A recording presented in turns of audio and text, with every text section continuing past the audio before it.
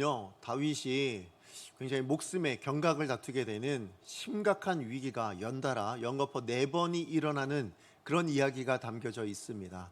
사실 우리 지난주에 우리가 살펴봤던 것은 사무엘이 다윗을 너무나도 시기하여서 그를 은밀하게 죽이려고 했죠. 그래서 여러 가지 방법들을 동원합니다. 특별히 그 중에 하나가 딸의 결혼을 빌미로 인해서 블레셋의 사람들 그 전투 가운데 죽도록 그렇게 하려고 했는데 번번이 다 실패하고 말았죠. 반면에 오히려 다윗은 어땠습니까? 오히려 그 명성이 자자해지게 되어집니다.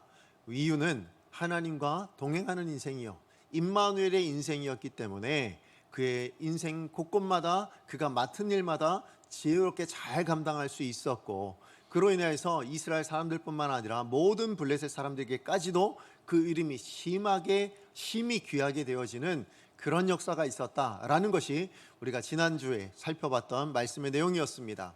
자, 그런데 그렇게 다윗의 인생이 어떻게 보면 그 이름이 이렇게 귀하게 되어질 때마다 누가 더 마음이 힘들었을까요? 누가 가장 마음이 정말 고통받고 있었을까요? 그것은 바로 사울 왕이었을까라고 생각되어집니다.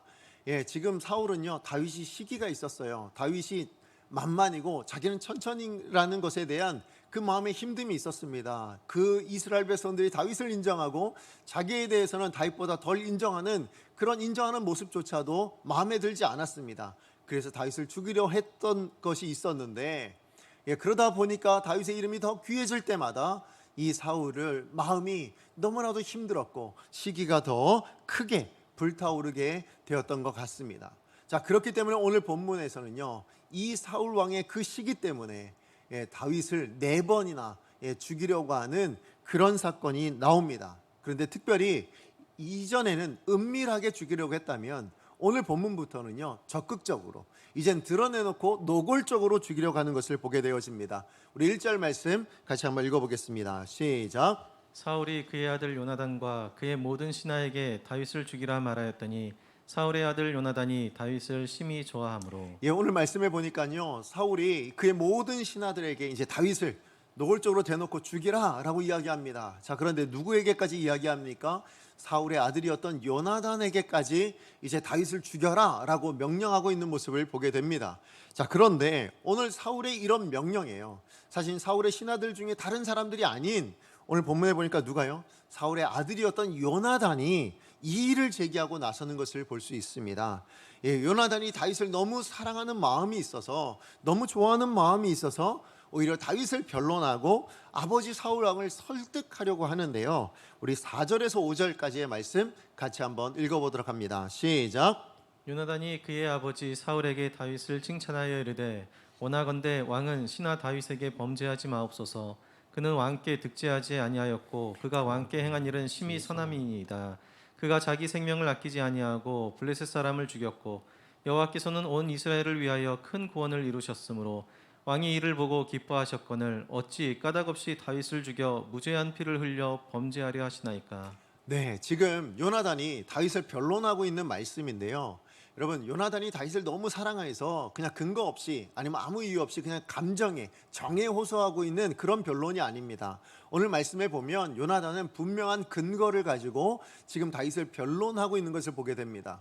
자, 그런데 그 근거가 3가지가 있는데요. 자, 첫 번째 근거가 뭡니까? 다윗이 무죄하다라는 거예요. 지금 아버지 옆에 어떤 죄도 짓지 않았습니다. 오히려 선하게 행동을 했는데, 그는 왕에게 너무 선하게 행동을 했는데 어떻게 아버지께서 다윗을 죽이게 되겠습니까? 죽여서는 안 됩니다. 죽일 만한 어떤 죄도 다윗은 범한 적이 없습니다. 지금 이렇게 이야기를 하고 있는 겁니다. 자, 두 번째는 뭐냐면 그저 어떤 죄도 범하지 않은 정도가 아니라 오히려 다윗은 혁혁한 공을 세운 나라의 영웅입니다. 지금 이렇게 얘기하는 거예요. 지금 사울 왕뿐만 아니라 온 이스라엘을 블레셋과의 전쟁에서 자기의 생명을 아끼지 않으려고 달려나가 싸워 이김으로 나라를 구한 영웅이 바로 다윗입니다. 지금 그렇게 해서 두 번째 이유를 대고 있고요. 자, 세 번째 이유는 뭐냐면 그렇기 때문에 이 다윗을 죽인다라는 것은 결국은 이렇게 무고한 피를 흘리게 하는 것은 하나님 앞에 범죄하는 겁니다. 그러니까 아버지는 다윗을 죽여서는 안 됩니다 라고 그렇게 변론을 하고 있는 겁니다. 특별히 이 요나단이요, 다윗을 지금 이렇게 죽이는 것이 하나님 앞에 범죄하는 것이다라고 생각했던 이유는 뭐냐면 요나단의 시각에서 볼 때는요, 다윗을 하나님이 선택하셨다고 봤기 때문에 그래요. 하나님이 선택하셔서 블레셋을 이기게 하셨습니다. 또 그 이전에는 사무엘을 통하여서 기름 부음 받았다라는 것도 들어서 알고 있었을 것입니다. 그렇기 때문에 하나님이 선택하신 사람이구나 라는 생각이 있었기 때문에 다윗을 죽인다라는 것은 하나님의 선택하신 사람을 죽이는 것, 하나님의 사람을 죽이는 것, 그러므로 하나님의 뜻을 거스르는 하나님 앞에 범죄하는 것이다. 그저 사람을 죽이는 정도의 범죄가 아니라 하나님의 뜻을 거스르는 범죄다라고 생각할 수 있었던 것입니다. 요나단은요, 지금 자기의 생각, 그러니까 자기의 판단을 가지고 하는 것이 아니라 하나님의 뜻, 하나님의 마음을 헤아려 다윗을 판단하고 있는 것입니다. 자, 그래서 요나단은요, 다윗의 지금 그 신실함, 그 업적을 담백하게 이야기함과 동시에 다윗을 죽이는 것은 하나님 앞에 범죄하는 것이니까 아버지, 그렇게 죽여서는 안 됩니다. 그렇게 변론을 하고 있는 것입니다. 여러분, 근데 그런 변론을 하고 있는 이 요나단의 모습을 사실 아버지의 입장에서는 좀 이해가 되지 않았을 거예요. 어떻게 보면 좀 어이가 없다라고 생각될 수도 있을 겁니다. 왜냐하면 지금 사울 왕이요, 이 다윗을 죽이려고 하는 이유가 자기의 왕이, 내가 왕으로 있는 동안에 내 왕권을 지켜야지라는 목적도 있겠지만, 그러나 더 큰 목적은 뭐였을까요? 자기의 왕위를 내 아들에게 물려주고 싶은 마음, 그게 아버지의 마음이었을 겁니다. 요나단에게 왕위를 물려주고 그 왕이 되도록 만들어주고 싶은 것, 그게 아마 사울 왕의 모습이었을 텐데, 지금 반면에 요나단의 마음은 뭡니까? 아니, 지금 그렇게 해주려고 하고 있는 그 판국에 지금 사울 왕의 대적입니다. 평생의 대적이라 생각하고, 어떻게 보면 요나단의 입장에서도 자기 왕위를 뺏어갈 수 있는, 빼앗기는 바로 그 상황 가운데 있는 그 다윗을 변론하고 있다는 것이 아버지의 입장에서는 이해가 되지 않는 겁니다. 오히려 어떻게 보면 요나단은 아버지 입장에서는 아니, 지가 왕이 되는 것보다 다윗을 더 좋아해? 아마 이런 마음으로 지금 다윗을 생각하고 있었던 것 같습니다. 자, 그런데요, 그럼에도 불구하고 오늘 이 요나단의 변론이 굉장히 탁월했던 것 같습니다. 왜냐하면 사울이 이 요나단의 호소를 듣고, 이 변론을 듣고 다윗을 죽이지 않겠다고 맹세를 하고 있기 때문에 그렇습니다. 그런데 어느 정도로 맹세를 하냐면 여호와의 살아계심을 두고 맹세를 합니다. 그러니까 하나님 이름을 걸고요, 자기가 다윗을 죽이지 않겠다고 그렇게 맹세를 하고 있는 것입니다. 결국 다윗은 요나단의 이 변론을 통하여서 지금 죽을 위기 한 번을 모면하게 된 것입니다. 자, 그리고 이렇게 다윗을 살려준 이 사건이 지금 사실은 사울의 이 결정이, 자기의 맹세가 좀 시간이 조금 지나 얼마 안 돼서 굉장히 잘한 결정이다라고 할 만한 열매가 가져옵니다. 선한 결과가 나타납니다. 자, 우리 8절 말씀 같이 한번 읽어보도록 합니다. 시작. 전쟁이 다시 있으므로 다윗이 나가서 블레셋 사람들과 싸워 그들을 크게 쳐 죽이매 그들이 그 앞에서 도망하니라. 블레셋이 다시 쳐들어온 거예요.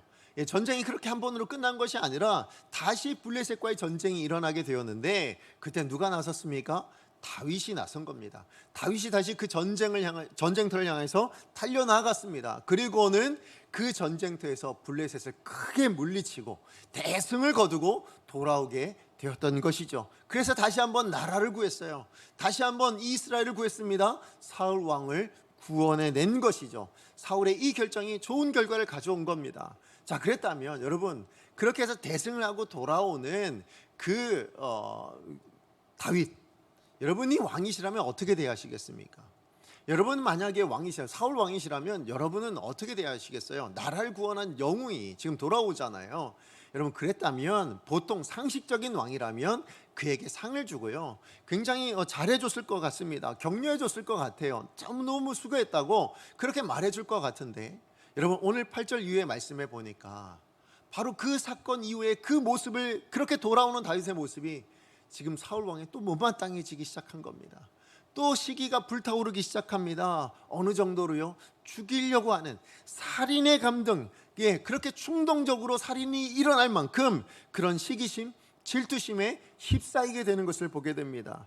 그로 말미암아서 사울에게 어떤 일이 일어납니까? 악령이 다시 크게 임하게 되어집니다. 악령에게 사로잡히게 되어져요. 그로 인하여서 다윗에게 창을 던져서요, 또 던져 죽이려고 하는 그런 일이 일어나게 되어집니다. 여러분 한번 생각해 보세요. 바로 얼마 전까지만 해도 여호와의 살아계심을 두고 하나님의 이름을 걸고 맹세를 했던 사울이었습니다. 뿐만 아니라 여러분, 우리 지난주에 일어났던 일이요, 사실은 사울 왕이요 계략을 써서 자기의 딸과 결혼을 빌미로 죽이려고 했지만 오히려 어떻게 돼요? 블레셋 사람들을 죽이고 물리치고 와서는 결국은 이 다윗은 미갈이라는 딸과 결혼하게 되잖아요. 자, 그렇다면 여러분, 다윗은 이제 남입니까? 사울에게? 아니잖아요. 사위입니다. 따지고 보면 가족이잖아요. 지금 그런데도 불구하고 가족을 죽이는 일이 일어난 거예요. 죽이려고 하는 일이, 지금 사위를 죽이려고 하는 일이, 격격한 공을 세운 신하를 죽이려고 하는 일이 일어나게 되었다라는 것입니다. 왜요? 다윗의 능력이 못마땅했거든요. 다윗의 그 업적이 못마땅했어요. 사람들의 인정이 못마땅했어요. 그렇게 질투가 나고 그렇게 시기가 나게 되어지니까 그것을 악령이 붙들어서 지금 다윗을 죽이려고 하는 일이 나타났다라는 것입니다. 여러분, 그러고 보면 사단은요, 우리 안에 이 악한 감정들, 여러 가지 악한 감정들이 있는데 그런 감정들을 사용하여서 역사할 때가 굉장히 많다라는 것을 알 수 있습니다. 그러니까 시기심, 어떤 질투, 이런 것들로 인해서 여러분 타인을 미워하거나 싫어지게 된다면 그것은 뭐라고 생각할 수 있는 거예요? 사단의 역사다라고 봐도 무방하다, 이렇게 생각할 수 있는 것입니다.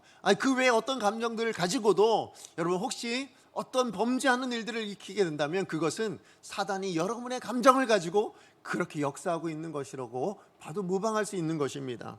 어쨌든 여러분, 이런 상황 가운데요, 지금 사울이 자기를 향해 창을 던지고 있는 그 상황 가운데 다윗이 이렇다 할 어떤 저항을 하지 않습니다.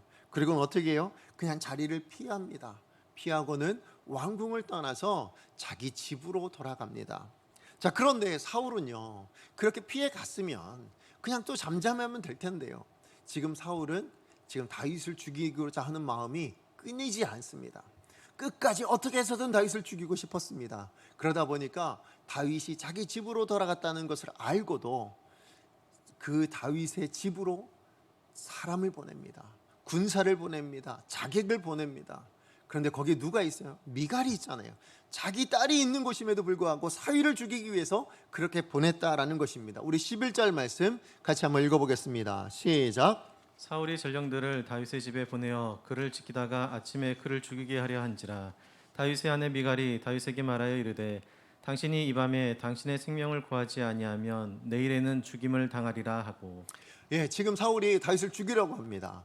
자, 그런데 지금 이 세 번째 지금 위기 가운데 만난 거예요. 다윗이 이제 곧 있으면 또 세 번째로 죽을 것 같은데, 여러분 이 위기를 누가 또 극복하도록 도와줍니까? 이번에는요, 요나단이 아니고 사울의 딸이었던 미갈이 도와줍니다. 여러분 11절 말씀 우리가 읽었지만 12절 말씀에 보면요, 미갈이 그 집의 창문을 통하여서 다윗을 탈출할 수 있도록 그렇게 도와줍니다. 자, 그런데 이 사실을 나중에 누가 알게 됩니까? 아버지 사울이 알게 되어져요. 그래서 미갈에게 나무라죠. 그리고 묻습니다. 너 왜 그랬냐? 라고 물었을 때에 미갈이 뭐라고 얘기합니까? 저를 죽이려고 해서, 저를 협박하니까 그래서 어쩔 수 없이 보내줬습니다 라고 그렇게 핑계를 또 거짓말로 그렇게 또 모면을 하게 되어집니다. 어쨌든 여러분 지금 보면 다윗의 지금 세 번의 어떻게 보면 죽을 위기가 있었는데 그 중에 두 번이요, 누구를 통해서 이 사울의 계략이 이렇게 안 되게 된 겁니까? 누구 때문이에요? 사울이 가장 가까운 사람이에요. 사울의 아들이요, 사울의 딸에 의해서 자기의 계략이 실패하게 되어지는 그런 일이 일어나고 있는 것을 우리는 볼 수 있습니다. 어쨌든 이렇게 다윗은요, 이 일로 인하여서 이제는 왕궁을 떠나요. 뿐만 아니라 자기 집을 떠나게 되어집니다. 이제 본격적으로 도망자의 삶이 시작되게 되어진 것입니다. 자, 그런데 다윗이 도망하여 제일 먼저 간 곳이 어디예요? 가장 먼저 간 곳이 어디입니까? 그것은 라마라고 이야기합니다. 우리 18절 말씀 같이 한번 읽어보겠습니다. 시작. 다윗이 도피하여 라마로 가서 사무엘에게로 나아가서 사울이 자기에게 행한 일을 다 전하였고 다윗과 사무엘이 나요스로 가서 살았더라. 여기 나오는 라마는요, 사무엘의 고향입니다. 다윗은 지금 이스라엘의 영적 지도자가 머물고 있었던 그 사무엘이 머물고 있었던 그 라마로 간 것입니다. 그리고는 그 라마에 가서 사무엘을 만나서 뭘 얘기합니까? 자기가 그동안에 겪었던 일들을 다 이야기를 해줍니다. 자, 그 이야기를 들은 사무엘이 어떻게 하냐면 다윗을 라마에 있는 나요시라는 곳으로 함께 데리고 가서 거기서 살았더라 라고 지금 이렇게 이야기하고 있습니다. 여러분, 여기 나요시라고 이야기하는 곳은요, 지금 이스라엘의 어떤 지명 이름이 아니에요. 그러니까 이스라엘의 어떤 장소, 땅의 이름이 아닙니다. 이곳은 히브리어 의미로 이야기하자면 캠프 또는 기숙사 이런 단어예요. 그러니까 많은 성경 신학자들이 이 나옳, 라마 나옳을 뭐라고 이야기하고 있냐면 사무엘이 세운 말씀을 연구하는 어떤 선지자 학교 아니면 선지자 공동체 이렇게 이야기를 하고 있습니다. 자, 그런데 지금 다윗이요, 사무엘과 함께 그 라마 나옳에 이제 머물게 되어진 거예요. 선지자 학교, 선지자 공동체에 함께 살게 되어진 것입니다. 자, 그런데 그 이야기를 누가 또 듣게 됩니까? 왕이다 보니까요, 많은 사람들이 이렇게 이야기를 해줬던 것 같아요. 다윗을 싫어한다는 이야기를 듣고 아마 인정받고 싶어서 그랬겠죠. 그러니까 이 라마 나옳에 지금 다윗이 있다라는 얘기를 또 사울에게 전달이 되어진 겁니다. 그 첩보가 지금 사울의 귀에 들려왔어요. 자, 그랬을 때 사울이 어떻게 합니까? 대번에 사람들을 보냅니다. 전령들을 보내요. 군사요, 자객들을 보내요. 뭐 하려고요? 다윗을 죽이려고 보냅니다. 몇 차례나 보냅니까? 3차례에 걸쳐서 보냅니다. 자, 그런데요, 이 전령들이 가면 안 오는 거예요. 아니, 가면 깜깜 무소식인 거예요. 왜 그랬을까요? 오늘 말씀해 보니까 우리가 아까 처음에 우리가 읽어서 아시겠지만 이 전령들이 라마 나옳에 가기만 하면 하나님의 영이 임해가지고 예언을 하기 시작하는 거예요. 하나님의 말씀을 이렇게 하나님의 뜻을 막 이야기하고 있는데, 그렇게 이야기하다 보니까, 그렇게 예언을 하다 있다 보니까 내가 왜 여기 왔는지, 무엇하러 왔는지도 잊어버릴 정도로 그렇게 하나님의 영의 이렇게 임재 가운데 있어서 결국은 다윗을 죽이는데 다 실패하고 말게 된 것입니다. 그러다 보니까 이제 누가 답답합니까? 사울이 답답한 거예요. 분명히 라마 나옳에 다윗이 있는데 아니 이 전령들이 가서는 오질 않는 겁니다. 그러니까 누가 직접 나서요? 사울이 직접 나섭니다. 내가 가서 죽이겠다 하고는 이제 라마 나옳으로 찾아옵니다. 자, 그런데요, 그렇게 찾아온 그 자리에 또 어떤 일이 일어납니까? 그 라마 나옳에 들어왔던 그 사울에게도요, 지금 악신에게 사로잡혀 있는 이 사울에게도 하나님의 영이 임하게 되었습니다. 그리고 그도 예언을 하게 되어지고요, 그 일로 말미암아 사울이 지금 누굴 죽이러 왔다고요? 다윗을 죽이러 왔는데요, 4번째 어떻게 보면 다윗에겐 생명의 위기가 있었는데 그때 이 하나님의 영으로 말미암아서 이 4번째 위기를 벗어나게 되어지는 그런 이야기가 오늘 우리 19장 전체의 이야기입니다. 여러분, 지금 다윗의 시각에서 보면 오늘 19장에서 맞닥뜨리는 다윗의 삶이요, 자기의 삶을 생각해 보면 어떨까요? 정말 기구하다는 생각이 들지 않을까요? 너무 고달프고 너무 힘들다라는 생각이 들었을 것입니다. 이 짧은 순간 안에, 이 짧은 날 안에 지금 사울 왕의 행포로 인해서 4번이나 연달아예요. 연거푸 계속해서 지금 죽을 위기를 겪고 있으니 다윗 입장에서 얼마나 이해가 되지 않겠습니까? 정말 힘든 날들을 그렇게, 정말 너무나도 어려운 문제를 그렇게 겪으면서 정말 상처받고 정말 힘들어하고 있었을 거라 생각이 되어집니다. 그런데 결과적으로 보면 어때요? 여러분, 19장 전체의 결과적으로 보면 어떻습니까? 4번의 죽을 위기를 만났지만 결국은 그 목숨이 빼앗겼나요? 그렇지 않습니다. 목숨을 부지합니다. 비록 도망자의 신세가 되기는 했지만 그러나 목숨을 잃어버리지 않아요. 매 위기마다 오히려 그 위기들을 모면하고 극복하고 있는 그런 다윗의 모습을 볼 수가 있습니다.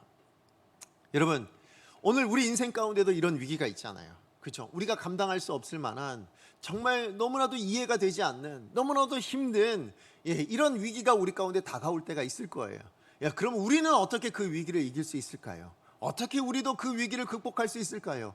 오늘 다윗을 통해서 우리는 그 위기를 극복할 수 있는 방법이요, 특별히 우리가 위기를 만날 때 우리가 가져야 될 삶의 태도는 무엇인가? 특별히 이것을, 위기를 극복하기 위해서, 이 위기를 이겨내기 위해서 우리가 가져야 될 삶의 태도, 특별히 하나님이 원하시는 삶의 태도가 무엇인가를 오늘 다윗의 모습을 통해서 2가지로 좀 살펴보기 원합니다.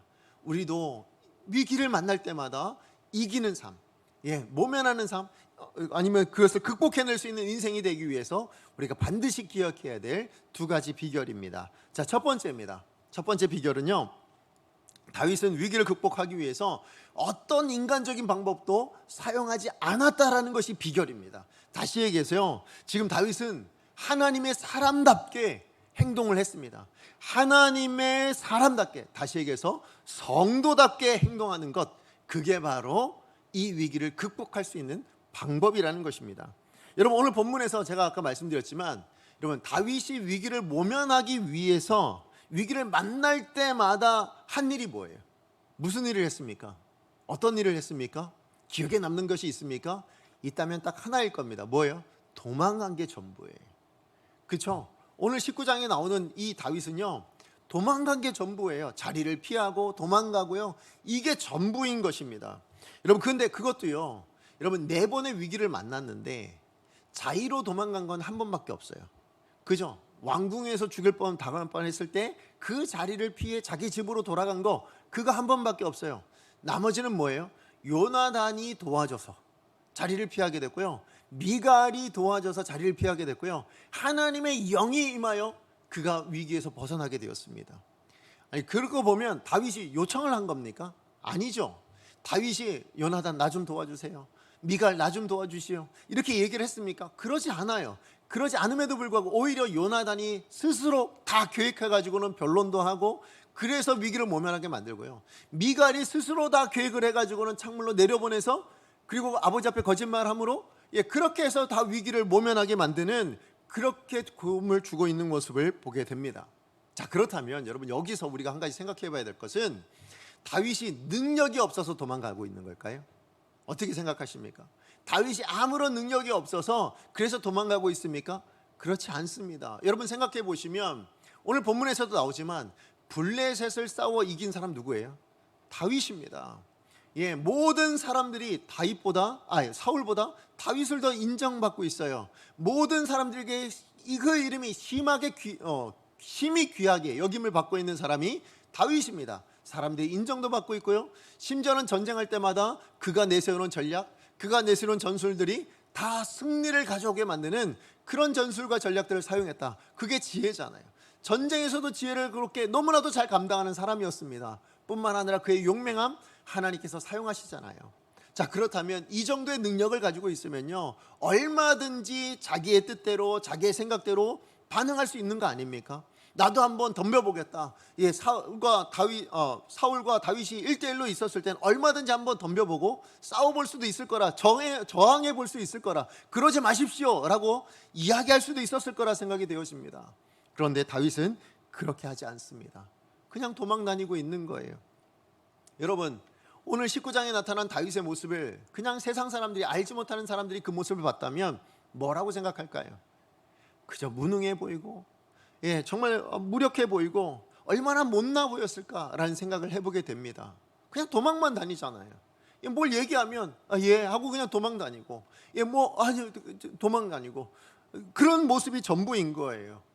그러니까 지금 이런 모습들이 오히려 다윗은 사울을 대적하지 않습니다. 사울에게 자기 인간적인 어떤 방법들을 사용하지 않습니다. 그런데 이 모습이요, 그저 다윗의 모습만은 아니더라고요. 오히려 하나님의 사람들이 이런 모습들을 드러내는 것들이 많아요. 여러분, 창세기에 나오는 이삭이 그랬어요. 여러분, 이삭이요, 이제 아버지를 떠나서 혼자 독립해서 살아가고 있었을 때에 그가 이제 족장으로서 살아가고 있는데요, 유목민으로서 생활하다 보니까 광야를 떠돌게 됐습니다. 광야에서 가장 필요한 게 뭐예요? 물이잖아요. 자, 그래서 그렇게 모이면 그곳에서, 그 정착지에서 우물을 팠습니다. 그런데 하나님께서 이 이삭을 얼마나 형통하게 해주셨는지, 우물을 파기만 하면 물이 나오게 해주셨어요. 자, 그래서 이제 물을 딱 팠는데요, 자, 그래서 우물이 나왔습니다. 우물이 생겼어요. 그래서 이제 그곳에서 있는데, 그 우물이 생긴 것을 이 블레셋 사람들이 알고요, 이때부터도 그랬어요. 와가지고 시비를 거는 거예요. 여기 우리 땅인데 네가 왜 여기 와가지고 우물을 파고 있냐.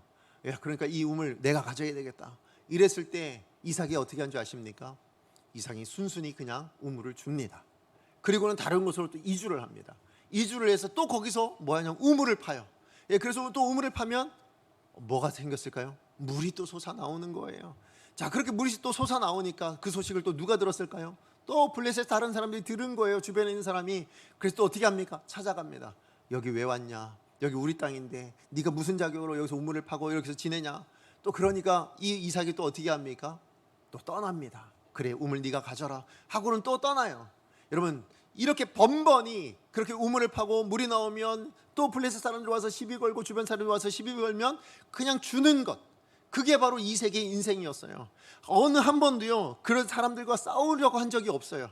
그냥 다 주고, 그냥 다 나눠주고, 그냥 다 포기하고 그렇게 자기 자리를 떠나버리는 그런 모습이 이삭의 인생이었습니다. 여러분, 이런 인생의 모습이 세상 사람들이 보면 뭐라고 생각할까요?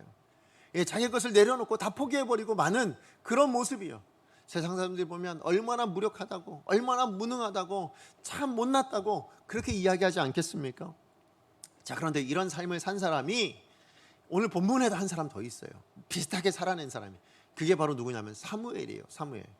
여러분, 사무엘이 어떤 사람입니까? 이스라엘의 영적 지도자잖아요. 선지자요, 사사요, 제사장으로서 이스라엘 모든 사람들이요 그 전에 이스라엘을 다스렸던 것을 인정하고 그 사울의 뜻을 따랐던 사무엘의 뜻을 따랐던 사람들이 바로 이스라엘 백성들. 그래서 이스라엘 백성들이요 사무엘하면 지도자로 여기고 있었어요. 누구라도 다 인정하고 있었습니다. 심지어는 사울조차도 사무엘의 말을, 사무엘의 뜻이 무엇인지를 분별하려고 했었던 적이 있었을 정도로 그렇게 이스라엘의 지도자로 인정받고 있었던 사람이 사무엘이었습니다. 자, 그런데 하나님이 누굴 왕으로 세우라고 합니까? 사울을 왕으로 세우라고 하는 거예요. 지금 사사가 자기였는데 자기를 왕으로 세우지 않고요, 하나님이 지금 사울을 왕으로 세우라고 얘기하니까 하나님의 뜻대로 어떻게 합니까?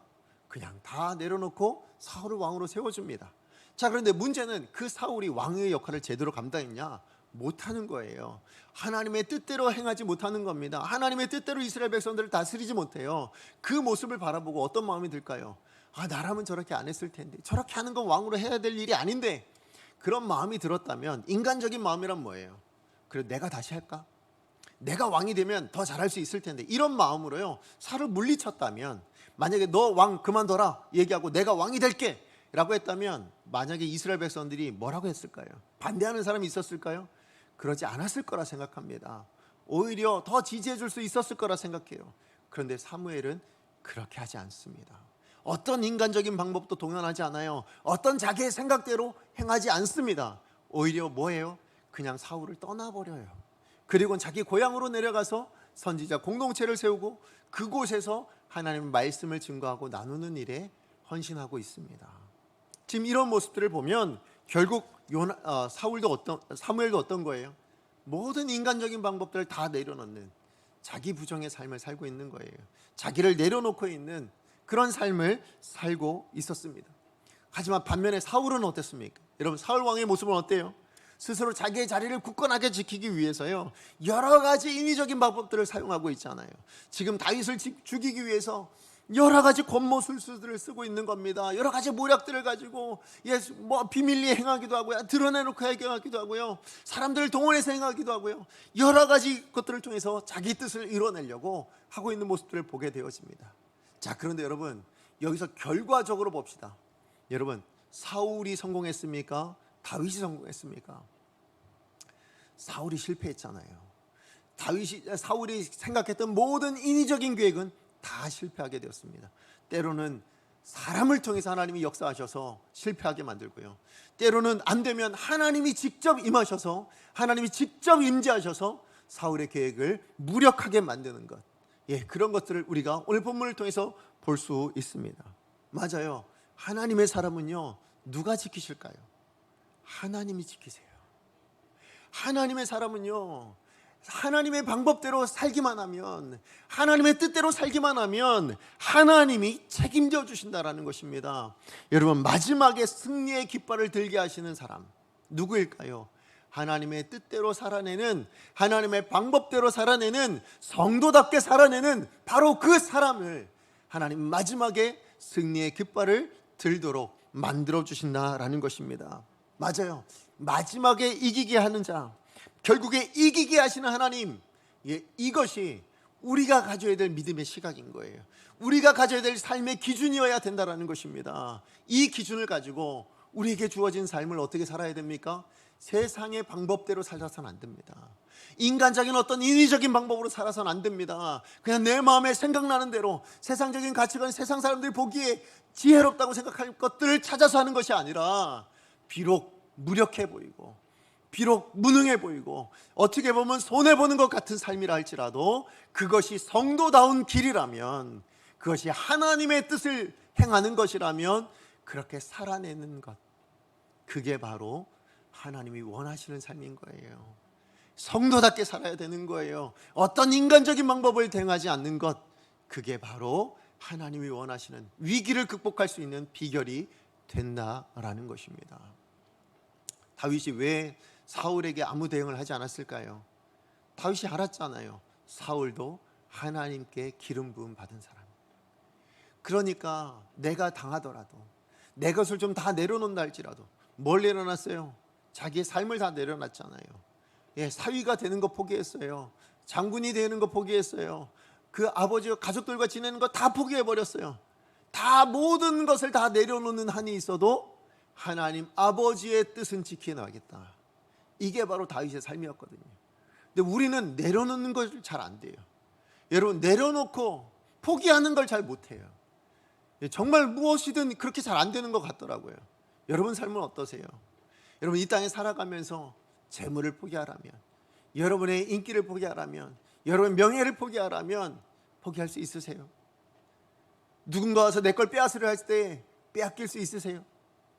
만약에 그걸 성도다움을 지키는 방법이라면 기꺼이 그렇게 살아낼 수 있는 사람, 그게 바로 하나님이 원하시는 그 위기를 극복하고 마지막에 승리할 수 있는, 하나님의 뜻을 성취해낼 수 있는 사람이 되는 비결이다라고 말씀하는 것, 여러분 꼭 기억해 주시길 부탁을 드립니다. 여러분, 어떻게 보면 다윗의 인생이요, 오늘 본문에 보면 무능해 보여요. 비굴해 보입니다. 정말 모질라 보입니다. 그러나 그 삶을 통해서요, 이 삶을 통해서도 다윗은, 아니 하나님께서는 다윗의 삶에 한 가지 지혜를 주십니다. 그게 뭘까요? 다윗이 평생을 붙들고 살아가는 지혜를 여기서 하나 배우게 됩니다. 그게 뭐냐면요, 은혜로 사는 삶이에요. 다윗이 배운 게 그거예요. 내가 어떤 인위적인 방법을 하지 않고 내가 하나님의 뜻을 붙들고 성도답게 살아낼 때 하나님은 은혜로 살게 하신다. 하나님의 은혜에 빚진 인생이 무엇인지를 알게 해주신다. 이것을 배웁니다. 누가요? 다윗이 배워요. 그래서 여러분, 다윗의 평생을, 여러분 다윗의 아들이었던 솔로몬이 어떻게 기억하는지 아십니까? 열왕기상 3장 6절, 우리 상반절 말씀입니다. 우리 같이 한번 읽어보도록 하겠습니다. 시작. 솔로몬이 이르되 주의 종 내 아버지 다윗이 성실과 공의와 정직한 마음으로 주와 함께 주 앞에서 행함으로 주께서 그에게 큰 은혜를 베푸셨고. 예, 지금 솔로몬이 기억하는 아버지의 삶이 뭡니까? 주와 함께 동행함으로 주의 은혜로 살아내는 삶이에요. 하나님이 주신 은혜를 가지고 그것을 누리며 살았던 사람, 그게 바로 내 아버지 다윗이었습니다. 예, 맞아요. 다윗은 하나님 은혜로 살아낸 사람이었어요. 은혜에 빚진 마음으로 늘 겸손하게 살아낼 수 있었던 사람, 왕이었음에도 불구하고요, 어떻게 하나님 마음에 합한 사람이 되었을까요? 그는 하나님의 은혜에 빚진 자의 마음, 그 겸손함을 바로 이 순간에 배울 수 있었기 때문에 그렇습니다.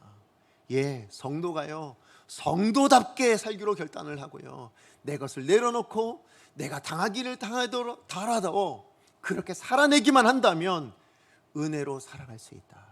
하나님의 공급해 주신 은혜로 나는 승리할 수 있다. 이걸 다윗이 배웠다라는 것입니다.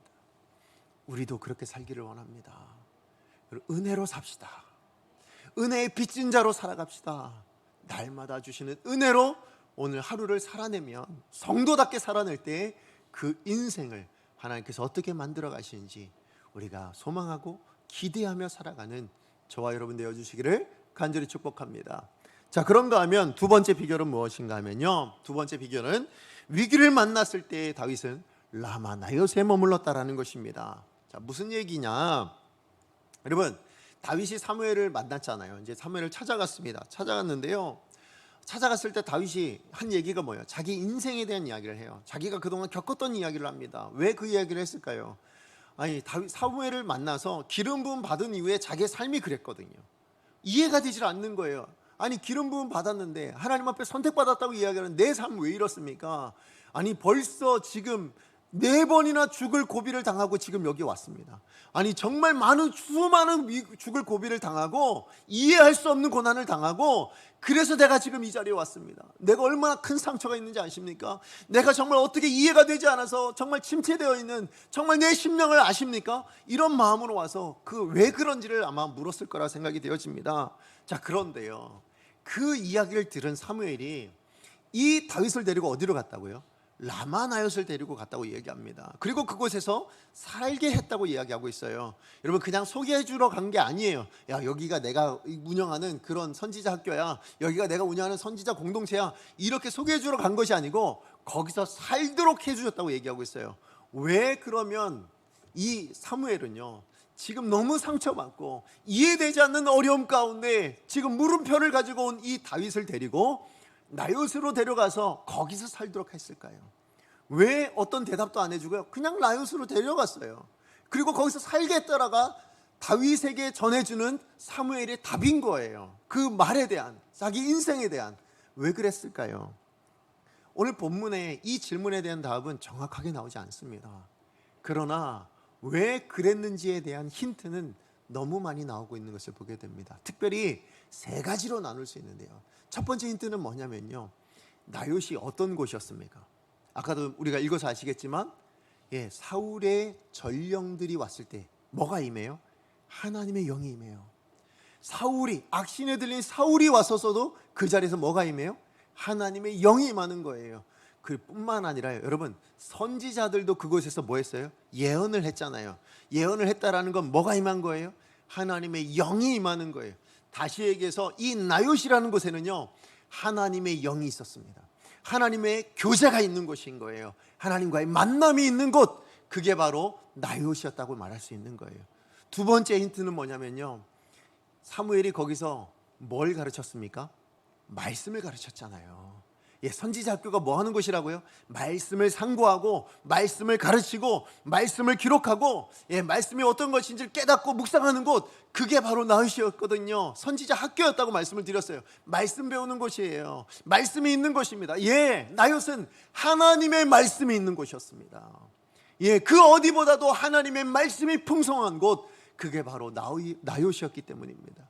세 번째 힌트는 뭔가 하면요, 그렇게 말씀을 사모해서 모여있는 사람들이요, 그 사람들이 다 누구예요? 하나님의 사람들이잖아요. 그죠? 근데 그 사람들도요, 뭘 포기하고 왔을까요? 자기의 삶을 다 포기하고 온 거 아닙니까? 그죠? 자기의 일어나는 삶에 여러 가지 문제들이 있었을 거예요. 어려움들이 있었을 거예요. 아니면 좋은 것도 있었겠죠. 그러나 하나님의 뜻을 발견하기 위해서 하나님께서 부르셨기 때문에 자기의 모든 것들을 다 내려놓고 모인 사람들, 그 사람들이 모여있는 곳이 바로 나요시였습니다. 그러다 보니까 이 다윗이 갔을 때요, 내가 하나님의 뜻을 붙들어서 기름 부음 받은 자로 살려고 노력했는데 왜 내 인생에 이런 것들이 있는지, 왜 내가 이 모든 것들을 다 포기해야 되는지 모르겠습니다 라고 했을 때 누가 얘기했을까요? 옆에서 나도 그랬는데, 나도 그랬었는데, 나도 그랬어요, 우리도 그랬어요. 그런데도 우리는 이렇게 삽니다. 이런 위로가 있고 격려가 있지 않았겠습니까? 그런 하나님의 사람들이 모여있는 곳, 그게 바로 나요시였던 거예요. 맞습니다. 여러분, 사무엘은요, 지금 연이어 일어나는 너무나도 힘겨운, 너무나도 이해할 수 없는, 너무나도 무거운 그 고통 가운데 침체되어 있고 상처받고 이 낭망받은 이 다윗이 회복할 수 있는 곳은 한 가지 곳밖에 없다. 저에게 줄 수 있는 해답은 이 하나밖에 없다. 그게 뭐라고요? 나요스에서 살아야 된다. 나요스를 만나야 된다. 나요스에 거해야만 이 모든 상처가 회복되어지고 변화되어질 수 있다라고 생각했다라는 거예요. 그렇습니다. 우리도 그런 거예요. 여러분, 여러분에게 어려움이 당할 때요, 여러분에게 어려움을 당할 때 우리가 머물러야 될 곳이 어디일까요? 우리가 어딜 가야 회복될 수 있을까요? 어디 가야 우리가 온전히 치유될 수 있겠습니까? 그곳은 가장 먼저는 하나님과의 교제가 있는 곳이어야 합니다.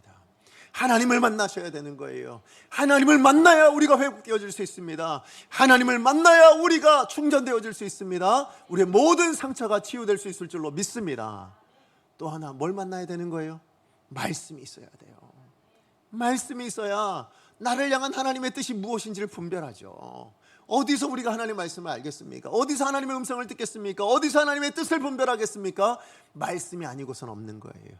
그래서 다윗이요, 하나님 말씀이 있는 그 나요새서 하나님의, 나의 인생을 향한 하나님의 뜻을 발견했거나, 만약 그것을 발견하지 못했더라도 뭘 얻을 수 있어요? 하나님 말씀이 주는 위로, 말씀을 통해서 얻을 수 있는 위로를 그 다윗이 누리게 되었을 거라고 믿습니다. 그리고 또 하나가 있어요. 뭐라고요? 그렇게 하나님의 사람들이요, 달리 얘기하면 뭐가 되었을까요? 선지자 공동체, 하나님의 사람들의 공동체, 다시 얘기해서 영적인 가족. 그 가족들로 인하여서 뭘 얻게 되는 거예요? 위로를 얻는 거예요. 사랑을 얻는 거예요. 저들이 얼마나 많은 사랑들을 부어줬을까요? 저들이 얼마나 많은 위로를, 격려를 해줬을까요? 다윗이 그 사랑을 받으며, 다윗이 그 격려를 받으며, 다윗이 그 위로를 누리며, 그래, 이게 공동체구나. 나 혼자만 겪는 것이 아니구나. 이것을 깨달아 알고 회복되어지게 된다라는 것입니다. 하나님의 사람은요, 하나님의 영일, 하나님과의 교제가 일어나야 되고, 하나님의 말씀이 가까이 있어야 되고, 또 하나 영적인 가족들이 같이 사랑하고 권면하고 위로해 줄 수 있는 공동체를 만나야 그 인생이 변화되어지고 그 인생이 회복되어지는 줄로 믿습니다. 여러분, 이 경험이요, 여러분, 이 나요새에서 다윗이 이 경험을 하고 나서는요, 이것이 어떤 열매가 일어난지 아십니까? 훗날 다윗이요, 도망자 신세 가운데 광야에 머물다가요, 아둘람이라는 동굴에 들어가서요 머물렀을 때 그렇게 상처받고 그렇게 또 힘겨움을 당하다가 수많은 사람들이 다윗을 찾아옵니다. 그리고 그곳에서 공동체를 이루게 되어지는데요, 그 공동체의 근간을 이루는, 그 공동체를 이룰 수 있었던 근간, 그것이 어디서 나왔을까요? 다윗이 나요새에서 경험했던 바로 그것을 가지고 이 공동체를 이끌어가게 되어지는 거예요. 그래서 그곳에 있는 수많은 사람들이 아둘람 공동체가요, 치유 공동체였어요. 회복 공동체였어요. 더 나아가서는 다윗과 함께하는 비전 공동체로 변화되어지는 그런 역사가 일어나게 되었거든요. 여러분, 나요새에서의 이 경험이, 맞습니다. 하나님의 영이 임하고요, 하나님의 사람들이 있고요, 하나님 말씀이 있는 그곳에서 경험되어진 것을 가지고 다윗은 자기의 삶의 자리로 나아가서 그것을 사용하여 열매 맺는 인생이 되어졌더라라는 것입니다. 오늘 우리도 라마나요시 있어야 됩니다. 우리도 힘들고 어려울 때 라마나요시를 찾아올 수 있어야 됩니다. 어디입니까? 하나님과 교제할 수 있는 자리, 하나님의 말씀을 묵상하고 나눌 수 있는 자리, 더 나아가 영적인 가족들과 함께 할 수 있는 자리, 그 자리를 사모하시고 그 자리를 찾으실 때 비로소 회복되어지는 줄로 믿습니다. 말씀의 결론을 맺습니다. 다윗은요, 오늘 본문에 지금 연거퍼서요 4번이나 걸쳐서 목숨의 위기를 겪는, 수많은 어려움을 겪고 있는 것을 보게 되었습니다.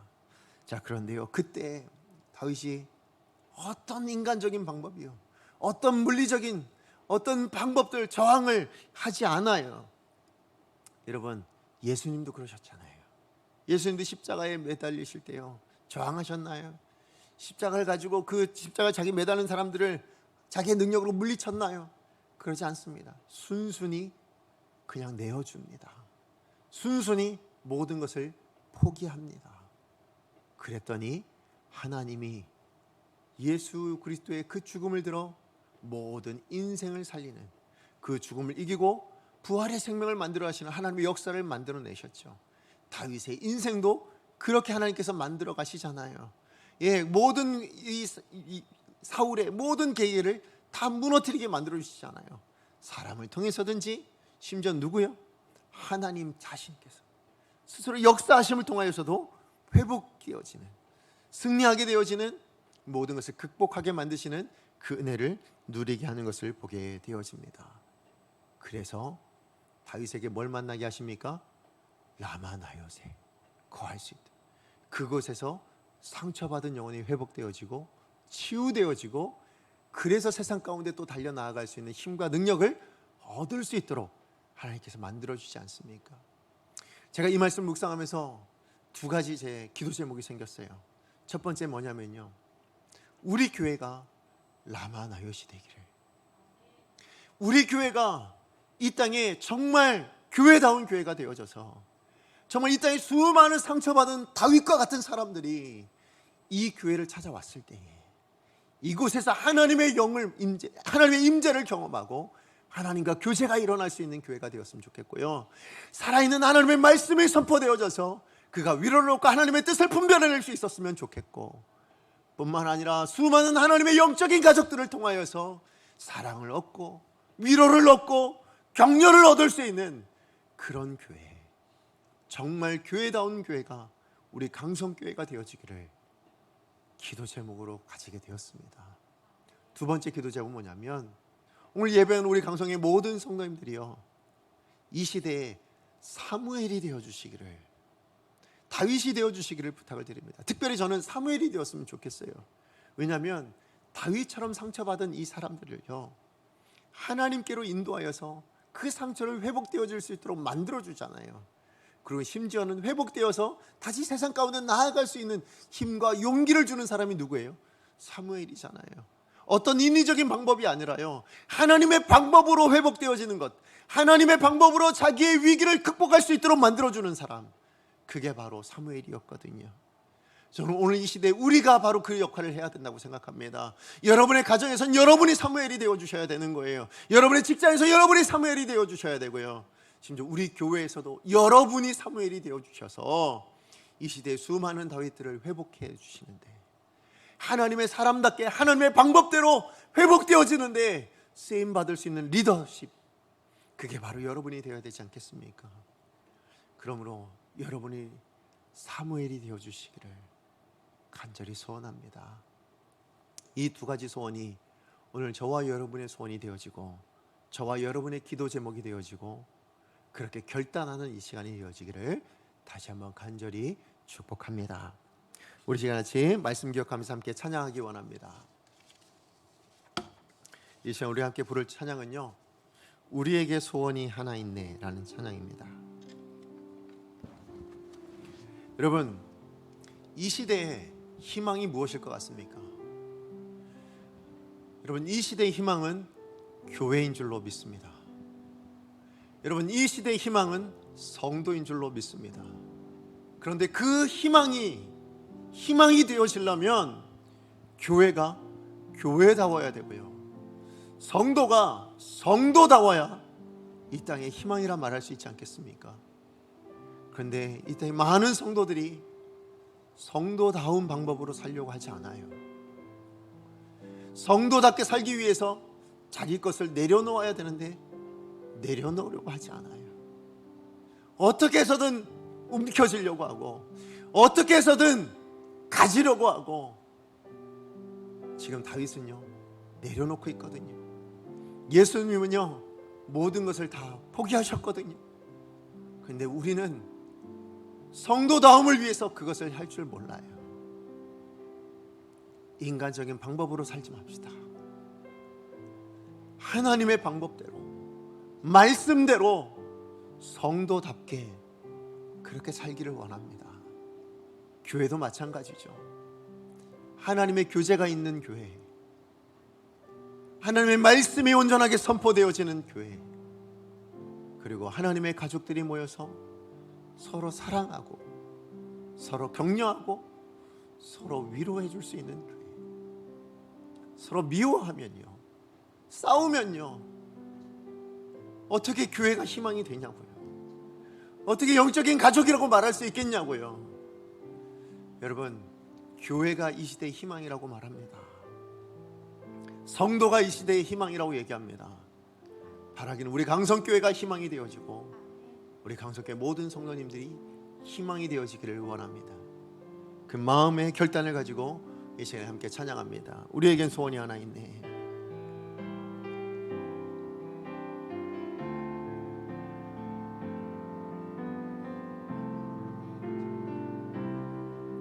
우리에겐 소원이 하나 있네. 주님 다시 오실 그날까지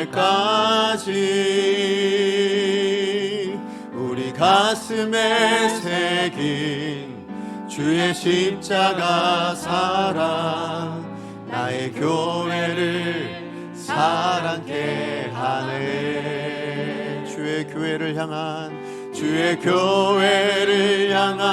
우리 마음, 예, 주님의 교회입니다. 희생과 포기와 가난과 고난 하물며 죽음조차 우릴 막을 수 없네. 우리 교회는 이 땅의 희망. 교회를 교회 되게 예배 되게 우리 사용하소서. 진정한 부흥의 날 오늘 임하도록 우리 사용하소서. 성령 안에 예배하리라. 성령 안에 예배하리라. 자유의 마음으로 사랑으로 사역하리라. 교회는 생명이니 교회를 교회 되게 예배 되게 우리 사용하소서. 진정한 부흥의 날 오늘 임하도록 우리 사용하소서. 우리 시간 같이 기도하기를 원합니다. 예, 교회가 이 시대의 희망입니다. 성도가 이 땅의 희망입니다. 그러나 교회가 교회다울 때 희망이 되어지고 성도가 성도다울 때 희망이 되어집니다. 오늘 주신 말씀 기억하면서 하나님, 우리 강성교회가 이 시대에 이 땅에 희망이 되게 하여 주시옵소서. 하나님, 내가 이 시대에 이 지역에 우리 가정에 우리 교회에 희망이 되게 하여 주시옵소서. 그것을 위해서 성도답게 살 수 있게 하여 주시고 우리 교회에 하나님의 임재하심이, 말씀의 선포가, 그리고 성도의 교제가 온전히 일어날 수 있는 복된 교회가 되게 하여 주시옵소서. 주여 은혜를 주옵소서. 우리 한 번에 주 하나님 앞에 기도합니다. 주여 은혜를 주옵소서. 한 시간 주 앞에 기도하며 나아갑니다. 그렇습니다. 하나님, 이 시대에 하나님 교회가 희망이라고 이야기합니다. 하나님, 이 땅에 이 어두운 세상에 빛과 소금으로 세워놓은 것이 교회입니다.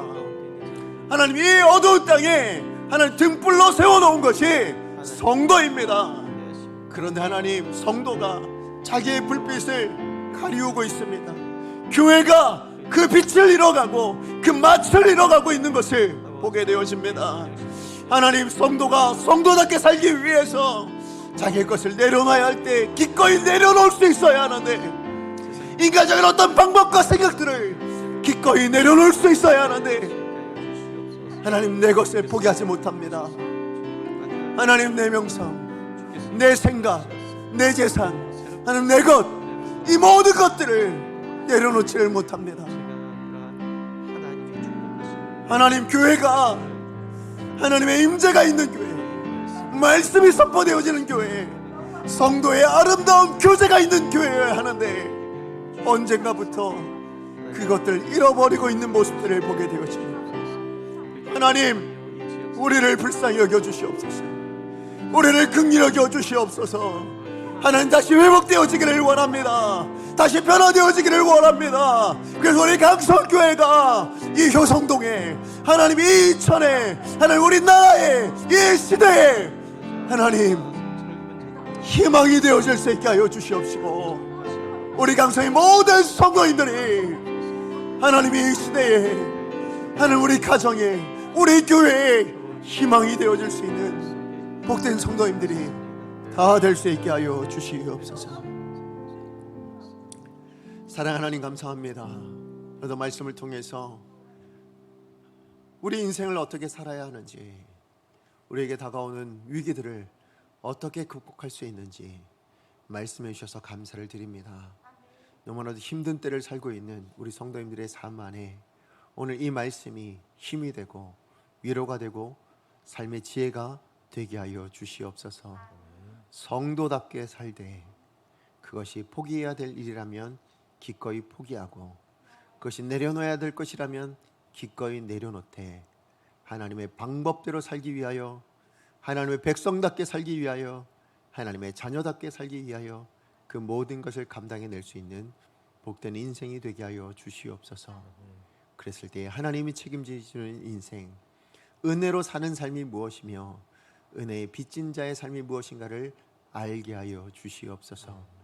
더 나아가 우리 교회가 라마나육과 같은 교회가 되게 하여 주시옵소서. 하나님의 임재가 있게 하여 주시옵시고, 주의 말씀에 온전히 선포되어지는 교회가 되게 하여 주시옵시고, 더 나아가서 영적인 가족인 성도들의 교제가 아름답게 회복되어지는 복된 교회가 되게 하여 주시어서 이 시대 모든 상처받은 다윗들이 우리 강성교회를 통하여서 회복되어지고 세상 가운데로 다시 나아갈 수 있는 힘과 능력을 얻을 수 있는 복된 교회로 쓰임받게 하여 주시옵소서. 예수님의 이름으로 기도합니다. 아멘. 이제는 우리 주 예수 그리스도의 은혜